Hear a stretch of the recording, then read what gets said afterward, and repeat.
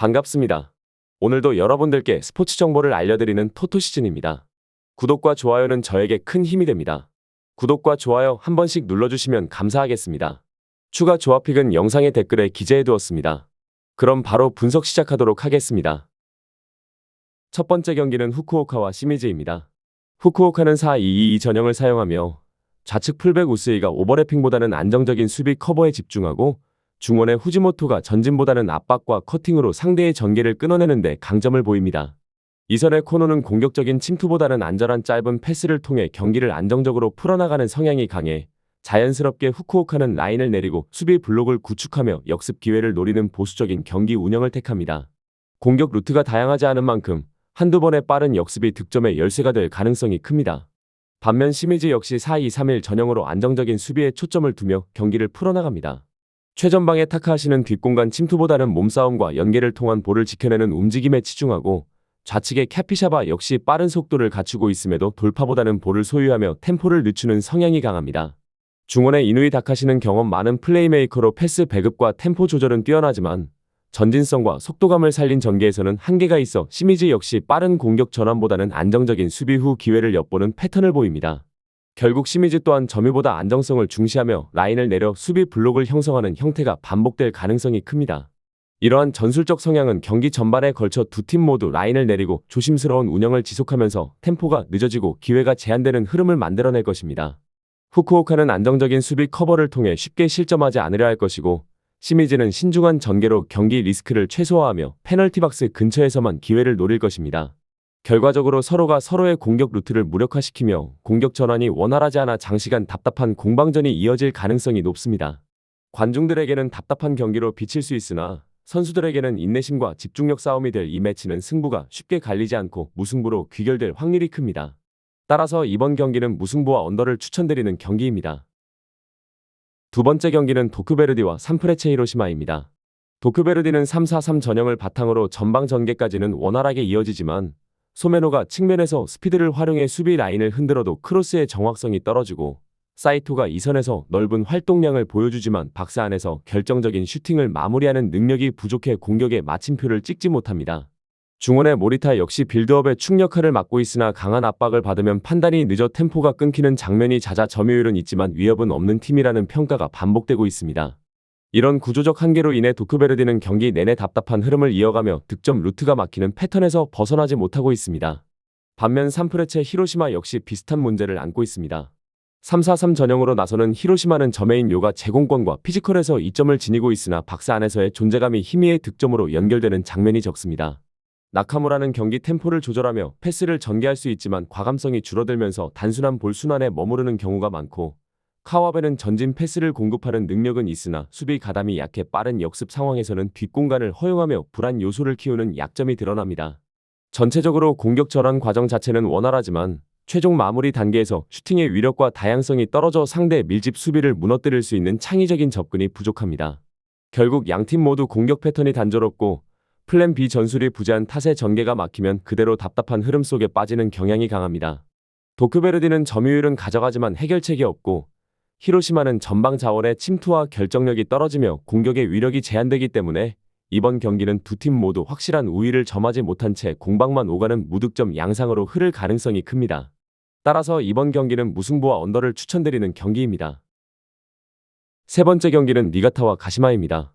니가타는 4-2-3-1 전형을 바탕으로 점유율을 중시하며 안정적으로 경기를 풀어가지만 박스 앞에서의 세밀한 마무리와 과감한 전개가 부족해 득점력이 떨어지는 단점이 드러납니다.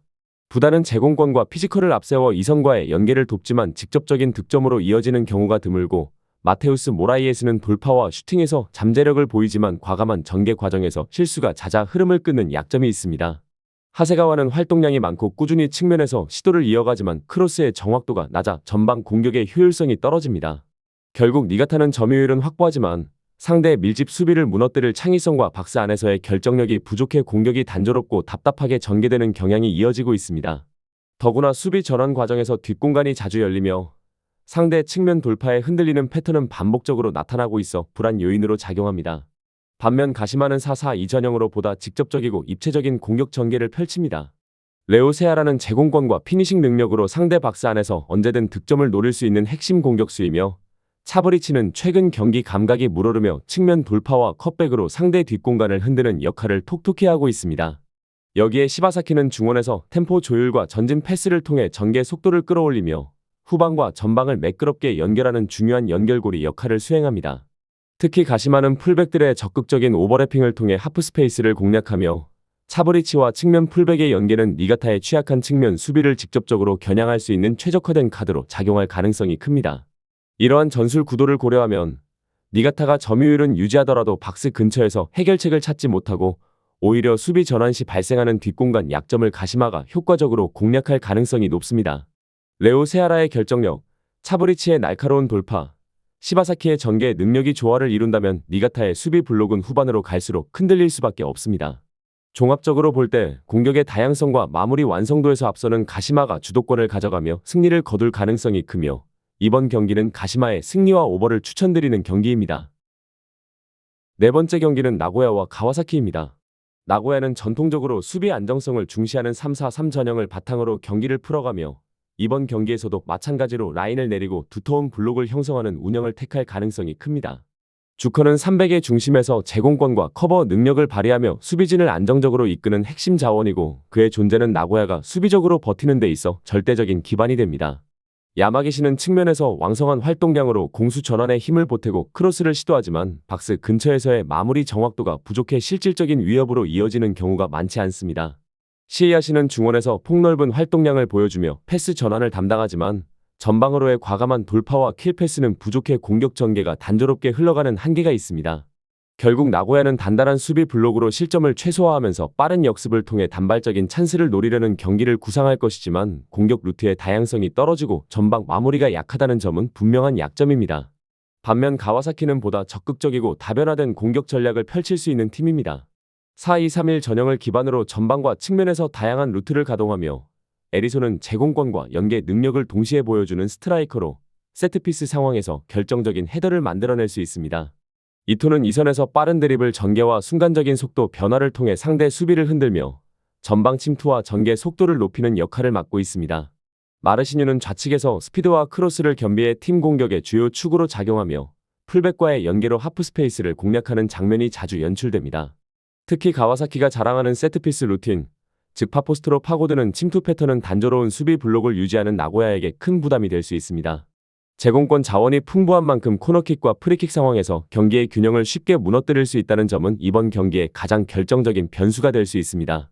경기 흐름을 종합적으로 예상하면 나고야는 홈에서 안정적인 수비 블록을 유지하며 전반적으로 실점을 억제하려 하겠지만 공격 전개에서 루트가 단순하고 전방 마무리가 부족해 득점 가능성이 낮습니다.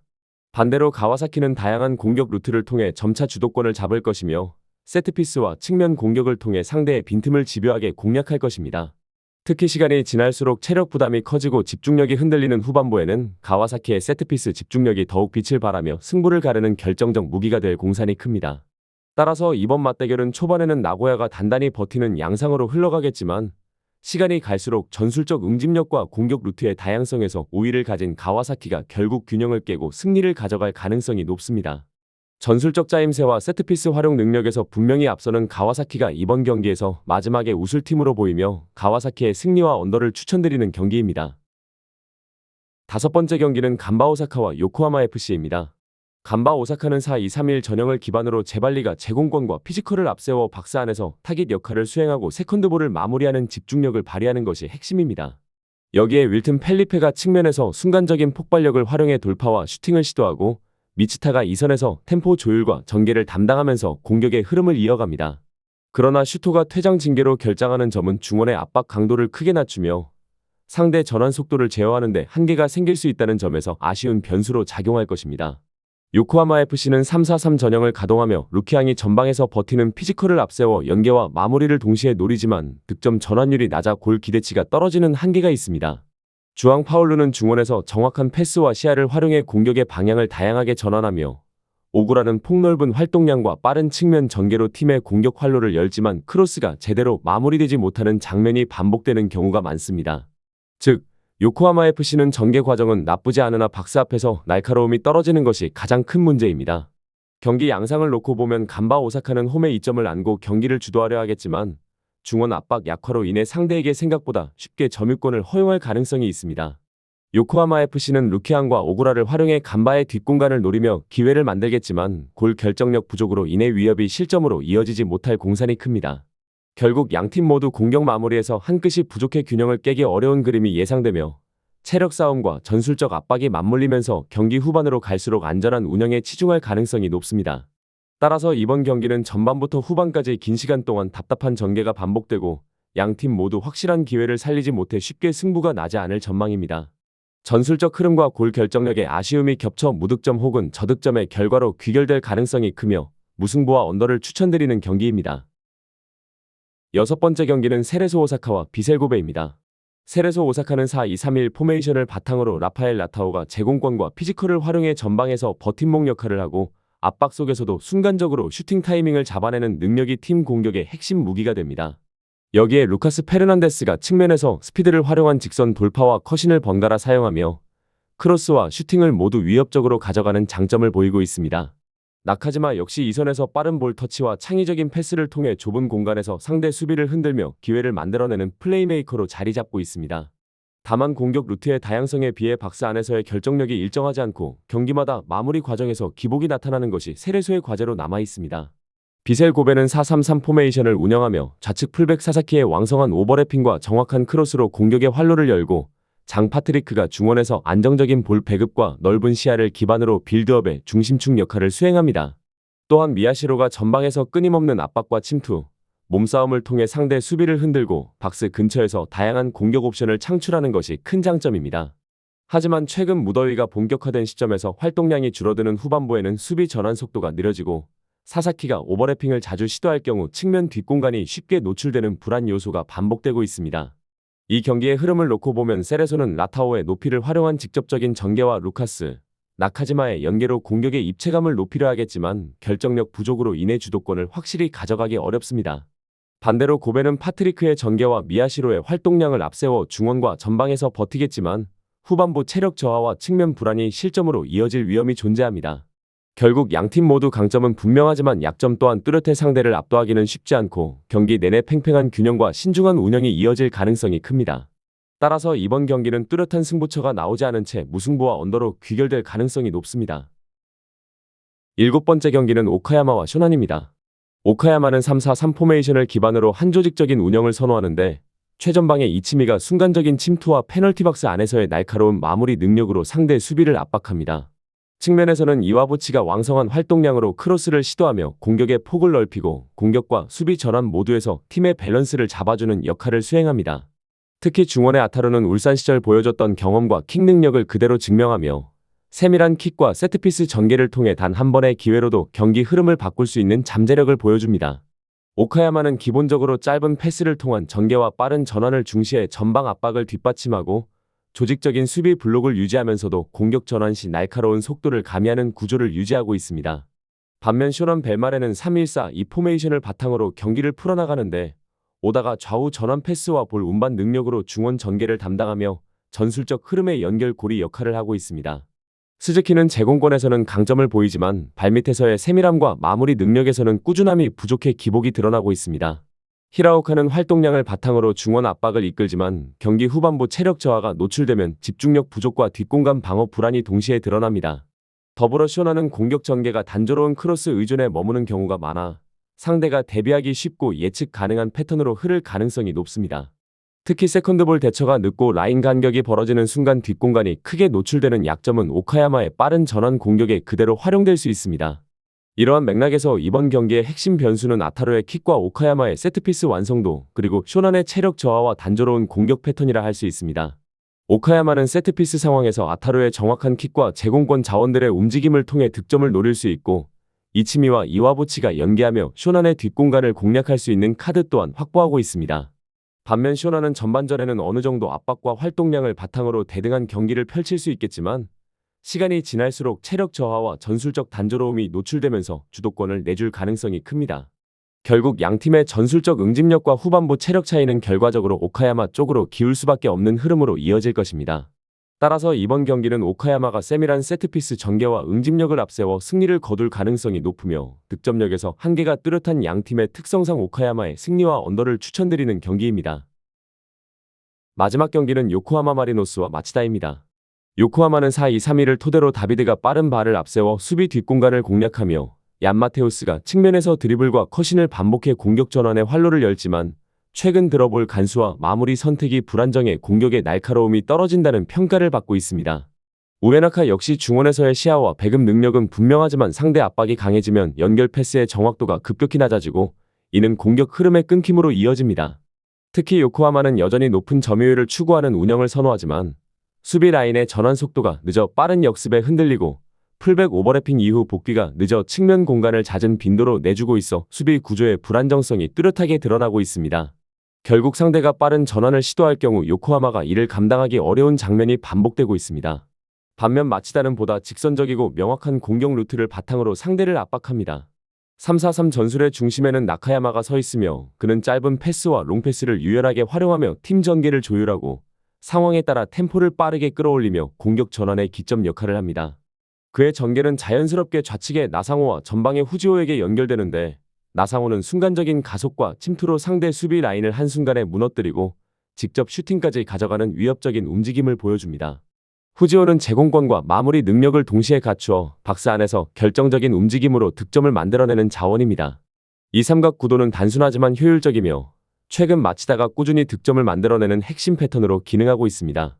또한 마치다는 경기 초반부터 강한 압박을 가하며 상대 빌드업을 끊어내고 빠른 전환으로 곧바로 득점 기회를 창출하는 데 능의 체력 소모는 크지만 확실히 주도권을 가져오는 힘을 보여줍니다. 따라서 이번 경기는 요코하마가 점유율을 앞세워 흐름을 잡으려 해도 풀백 뒷공간과 수비 전환의 느림이라는 구조적 약점을 마치다의 날카로운 침투가 집요하게 파고들 가능성이 큽니다. 요코하마의 공격 자원들이 다비드와 얀마테우스를 통해 변화를 시도하더라도 안정적인 마무리 부재와 후방 불안은 쉽게 개선되기 어려운 문제로 남아 있습니다. 반면 마치다는 나카야마의 조율 능력과 나상호의 돌파, 후지오의 결정력이 조화를 이루며 전방에서 확실히 득점 기대치를 높일 수 있는 구조를 갖추고 있습니다. 더 나아가 후반부 체력 부담이 커질수록 요코하마의 수비 라인은 더욱 흔들릴 가능성이 크고 마치다가 이를 놓치지 않고 추가 득점을 만들어낼 여지가 충분합니다. 결국 이 경기는 두 팀의 공격 패턴 차이와 수비 구조의 안정성에서 승부가 갈릴 것으로 보이며 전환 속도와 날카로운 마무리를 앞세운 마치다가 승부를 주도할 확률이 높습니다. 따라서 마치다의 승리와 오버를 추천드리는 경기입니다. 추가적인 조합을 원하신다면 구독과 좋아요를 눌러주시면 감사하겠습니다. 성공적인 수익에는 종종 운 이상의 것이 필요합니다. 정보에 입각한 성공적인 노림수가 필요합니다. 용어도 어렵고 혼자 쩔쩔매고 있었다면 지금 전문가의 도움을 받아보세요. 저희는 스포츠 정보와 분석글을 판매하지 않습니다. 스포츠를 좋아하는 모든 분들 즐기실 수 있게 무료 정보방을 운영 중입니다. 무료 정보방 참여는 영상 댓글을 참고해주세요. 오늘도 영상 시청해주셔서 감사합니다. 내일 또 다른 분석으로 찾아뵙겠습니다.